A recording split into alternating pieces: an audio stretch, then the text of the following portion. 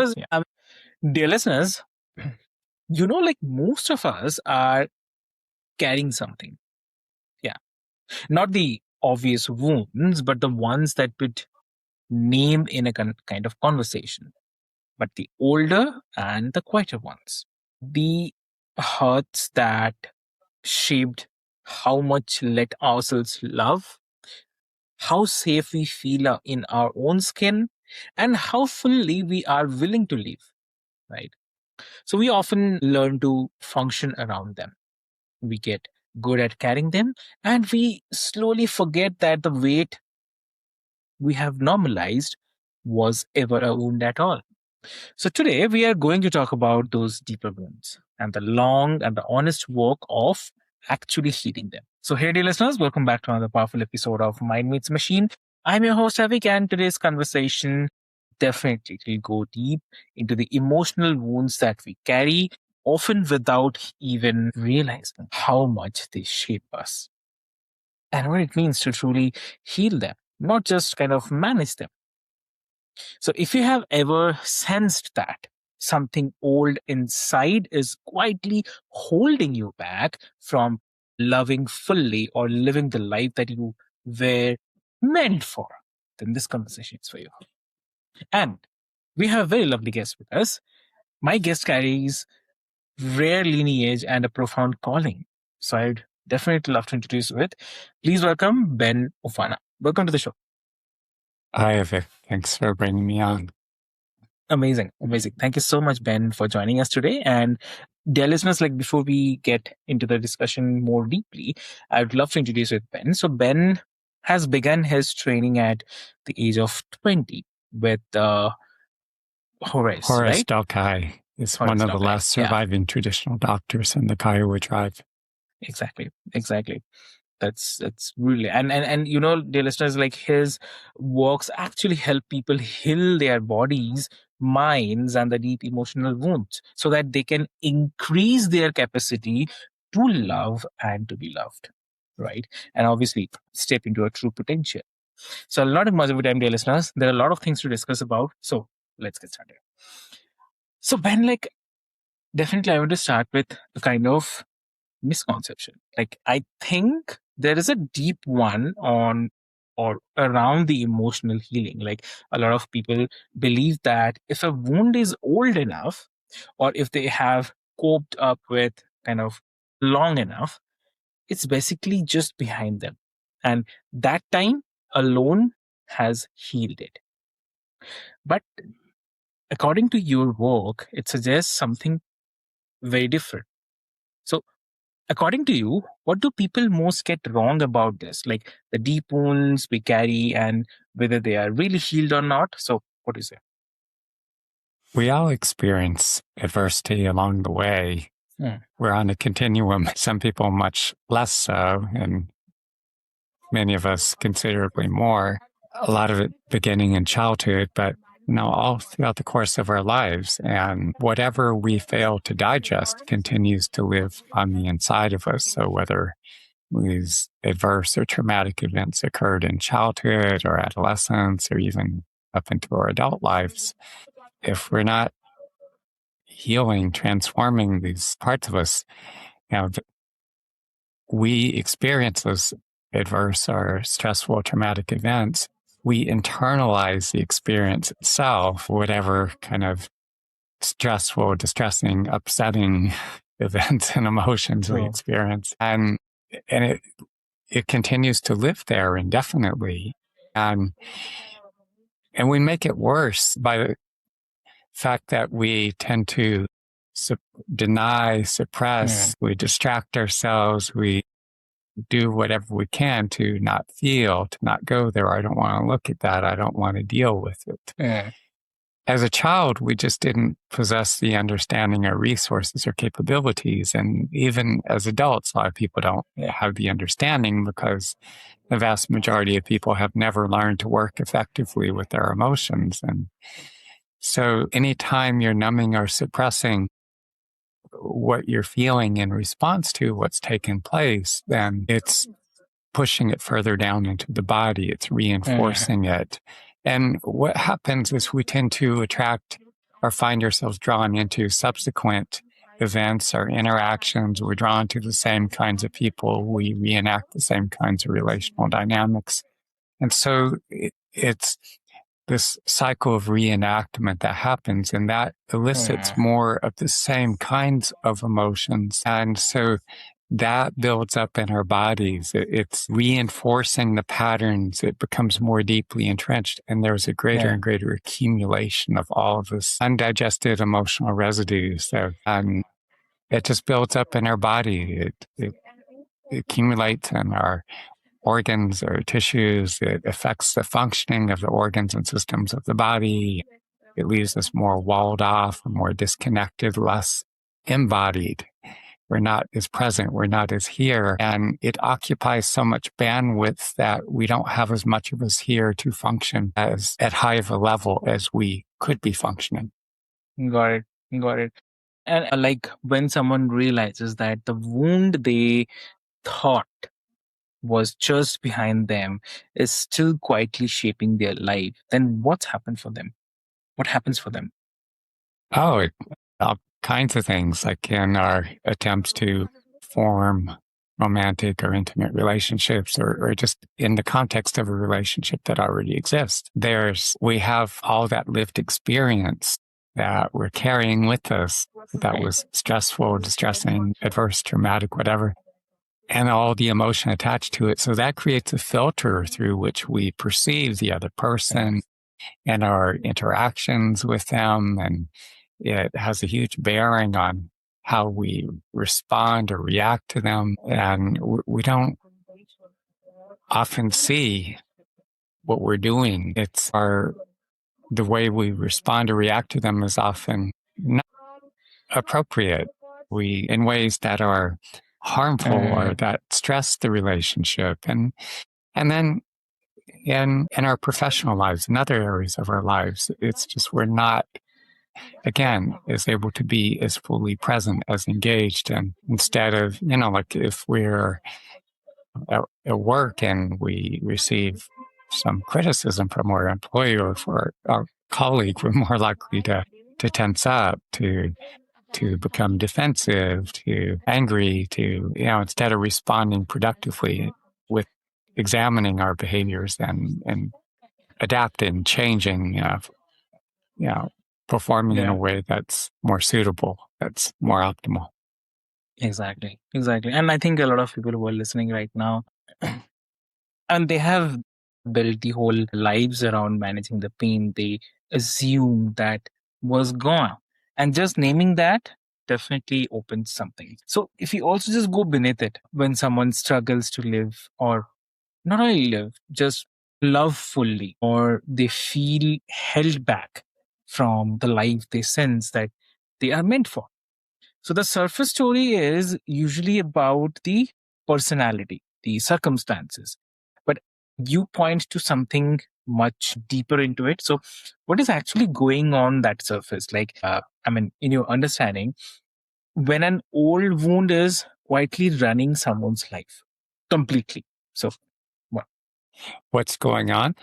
Well, it's not completely. It's always, it exerts a certain influence. And so it's somewhere on a percentile, and it would be exactly hard to determine that. But again, we may not be all that conscious of what's happening, but we're interacting with this individual. We're caught up in whatever dynamic that's playing out. And as that's happening, it's triggering the impressions that still live in our bodies of these past events where we still hold a lot of charged, conflicted emotions. So it's triggering the event itself, activating that. And then it's also the emotions that are attached to it. And so much of our bandwidth is involved in this backstory, like what we're carrying. Yeah. And then there's what's going on in the present. And so it's that it doesn't allow us to be as fully present in the here and now with the person, the situation. that we're facing in the present moment. And so that's why it's so important for us to be able to take the steps to access what we're carrying. It's what happens in the present moment. Yeah. The person, the situation, the interaction is going to put us in touch with what we're carrying. And we can use that as opportunity. And it becomes the opportunity when we need whatever's happening in the present, the circumstance, situation, the person, to put us in touch with what we're carrying. Because on our own, that often doesn't happen. And so we see it as an opportunity, and we learn to take advantage of it, to work with what we're carrying, to heal it, to digest what we're carrying, to cycle it through us, and use that to grow. And in this context also, if I talk about the daily part, I mean, in our daily everyday version, like for someone who is listening, who senses that they are carrying something old, and where might these deep wounds quietly, and what do you think? I mean, where these deep wounds actually show up in our normal day, like the patterns they might not even recognize, as well as connected to the old.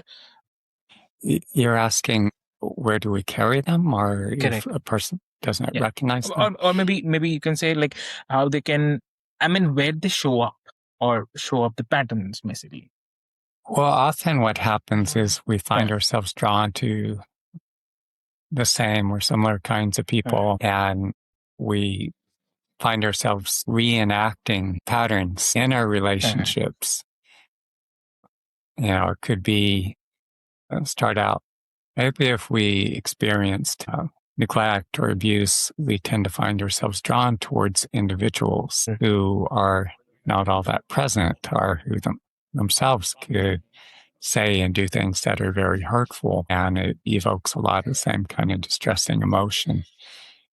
So the important thing is that we learn to work with our emotional responses that arise when we experience these reenactments, when we're interacting with someone or something is eliciting these same kinds of emotional responses. And it can be challenging initially. There's a lot of disconnect that occurs, numbing, disconnect, dissociation, because we go through our lives and we learn from an early age to deny, disconnect, suppress. People self-medicate with food, alcohol, other recreational drugs, tobacco, whatever, weed. And they go on psychotropic meds because they haven't learned to work with their emotions. And maybe those meds are essential for some people who, with certain psychiatric issues, would be a danger to themselves or others.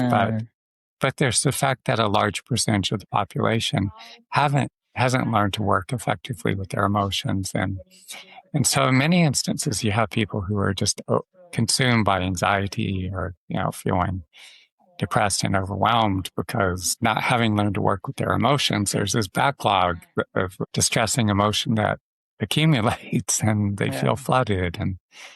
But anyway, so I know when I was starting out, and I found myself so consumed, flooded by this incredibly painful emotions when relationships weren't working all that well. And I was at a complete loss. I didn't know what to do. And so initially I went into psychotherapy, and I reached out to a psychotherapist from the community, and that provided me with critical understanding of the relational dynamic I was going through, but it wasn't actually healing the trauma itself. Now, that being said, psychotherapy is a critically important part of many of our healing processes, because a lot of us, we don't understand the patterns playing out, or the dysfunction, the trauma we carry. And so we need this cognitive piece.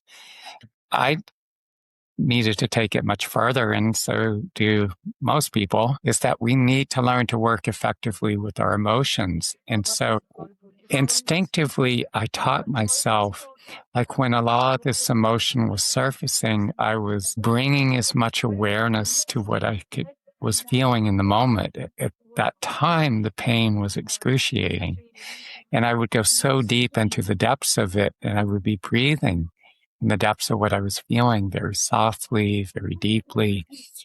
And often I would stay with it for hours at a time, but at a certain point, I could feel it breaking open and coming out of my body in waves. As time went on, the intensity of the emotions diminished. It wasn't quite so bad. There are moments when it gets pretty intense, but the really distressing, painful periods decreased in frequency, and I found that I could cycle through what was coming up a lot more easily. But the basic practice itself, those in the listening audience know how to work with this. This is crucial. This is one of the most important practices you'll ever learn in your life. One, acknowledge what's happening. What is it that's going on in your life that's evoking such a strong emotional response, where you find yourself stressed out or overwhelmed or, just consumed flooded with emotion? One, what's happening? Two, what are you feeling? Is it sadness, grief, anxiety, fear? You can work with the more pleasant emotions too, but in this case, we're starting with the more difficult emotions because that's where most people get into trouble. True. And bring as much awareness as you can to these feelings wherever they are situated in your body. Are they in your throat, down in your abdomen? Are they deep within your chest, embedded within your heart and lungs? Bring as much awareness to where these feelings are situated. For some people, it can help even if you put your hands over this part of your body where these emotions are residing. And then with your awareness centered in the depths of these feelings, fully open up to what you're feeling and breathe very softly, very deeply. Breathe all the way down to your abdomen very slowly. Expand your abdomen, then your rib cage. Pause briefly, and then exhale all the way out completely. Pause again and continue the cycle. Because as you continue breathing from the depths of these feelings, they will go through a progression. Sure. Now, if you're in the midst of a devastating breakup, like if you just got the news, this person just tossed your relationship, now it's over, it's crashed, maybe the death of a loved one or something.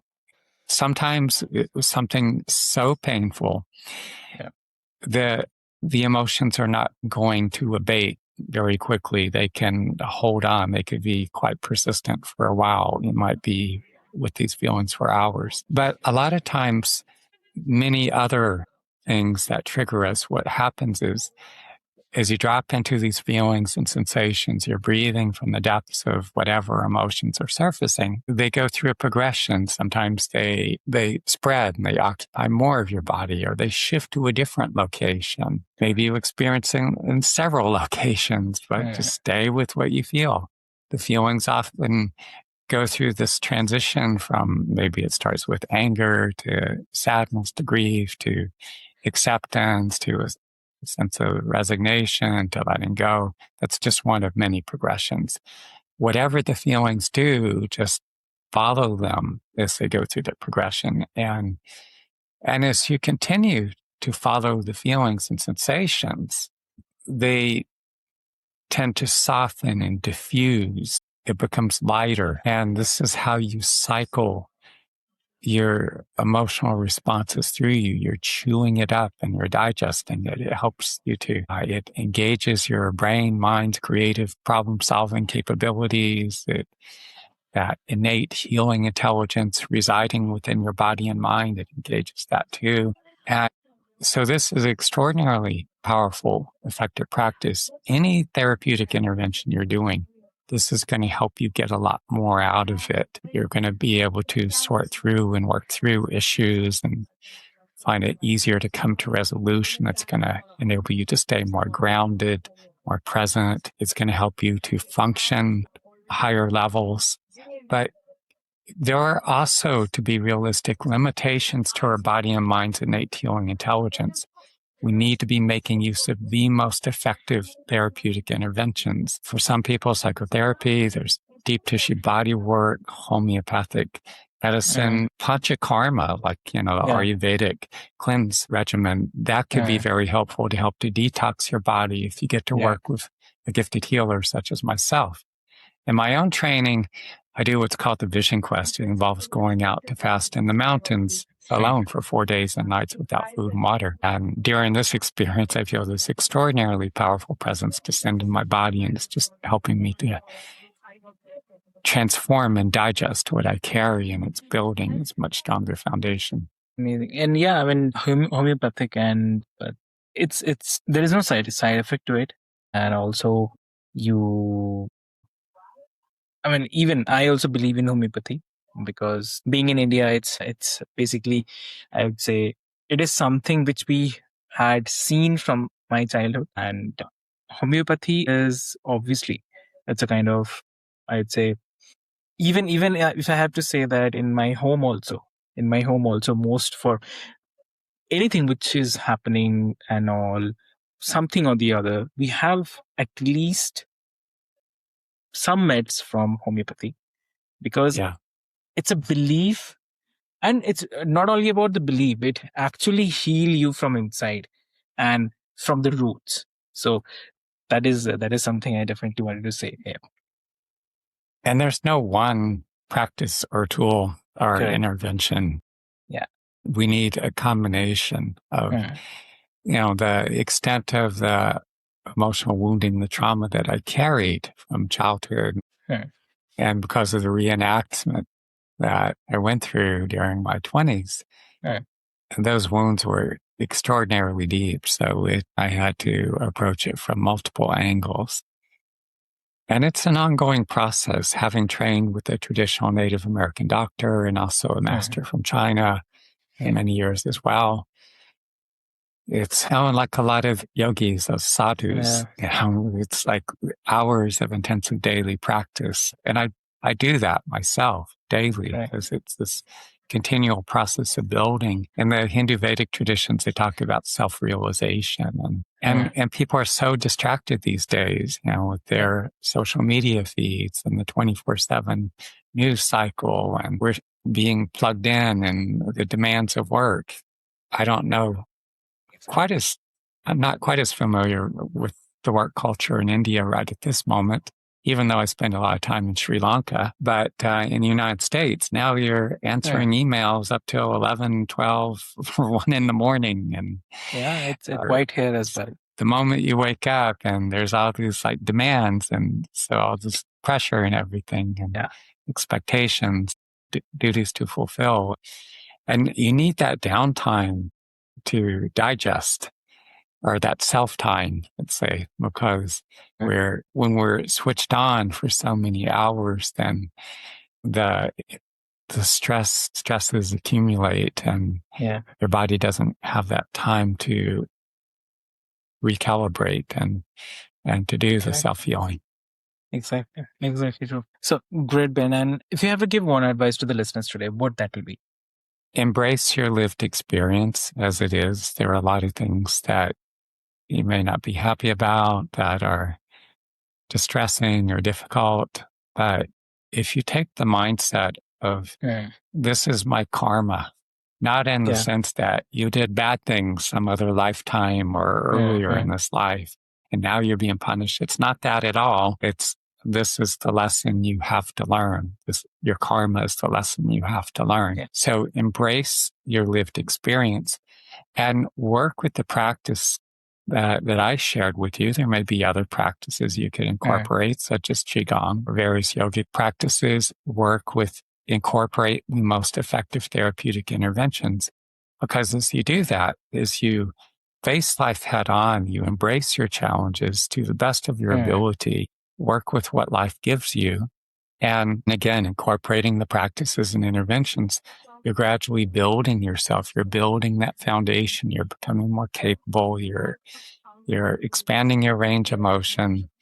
And this is how you become more embodied. This is how you become more high functioning. Yeah, exactly.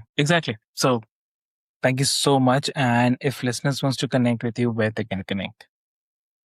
There are a number of ways. My main website is benoofana.com. I'll send the details for the show notes. There's a blog or section articles, a lot of detailed articles. And you can also find a lot of long form video content and doing a deep dive on my YouTube. Just my name, Ben Oofana. It's my channel. And on Instagram, you could find me. Other websites too, teachmetomeditate.com. I developed a whole intensive series of meditations that are all about activating, awakening your body and mind's innate healing intelligence, getting you into your body so you're more present, more powerful and effective. If you're in the midst of a breakup or divorce, you're ghosted, your relationship blew apart, there's breakupfirstaid.com and a more deep dive. If you're struggling with attachment wounds, patterns of abandonment, you keep attracting disastrous partners, there's Heal My Heartache. New website should be coming online within the next couple of weeks. It's Heartache Hotline, so that way people can actually get on the phone with me and talk with me one-on-one. So, dear listeners, what I'll do is I'll put all the links, details, everything into the show notes for easy reference. And I have to say, thank you so much, Ben. The depth and the care you bring to this work is definitely rare. And I think a lot of people are leaving these conversations feeling a little more hopeful about their own healing part as well. And I have to say that whosoever is listening right now, maybe will listen later as well. If you have been carrying your own old wound, and for the long time, maybe, here is definitely I'd love to share with you that you don't have to force it to open today. Just allow yourself to consider gently. And maybe that's something you have normalized might still asking to be healed. And the healing, it could free up more of your capacity to love and to live than you realize, right? Be patient with yourself. That is the thing I'd say. And the deepest healing definitely takes time. It's not a kind of immediate thing, but yes, you are worth that time. So with this hope, definitely I'd say this is your host, Avik, and this is my Meets Machine. I'll see you in the next one. Thank you so much.